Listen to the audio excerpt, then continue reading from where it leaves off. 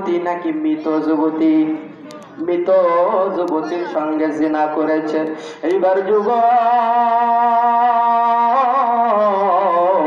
আল্লাহর রাসূলের আনসার শুনে পাহাড়ে চলে গেছেন, আল্লাহকে সিজদায় করে বলতেছেন, আল্লাহ আপনি আমার একমাত্র আল্লাহ। আমি গুনাহ করেছি, আমার মা দেখে নাই। আমি গুনাহ করেছি, আমার বাবা দেখে নাই। আমি গুনাহ করেছি, আমার পাড়া প্রতিবেশী দেখে নাই। আমি গুনাহ করেছি, আমার বন্ধু দেখে নাই। আমি গুনাহ করেছি, আমার ভাই বোন দেখে নাই। আল্লাহ একমাত্র তুমি দেখেছো।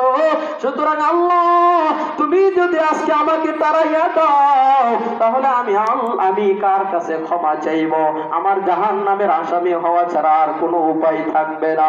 এইবার যুবক যখন কান্নাকাটি করতেছেন, বলেন দেখি বান্দা তাহাজ্জুদের নামাজে বসে যদি আল্লাহর কাছে দোয়া করে, আল্লাহর কাছে ক্ষমা চায়, মা যদি না দেখে, বাবা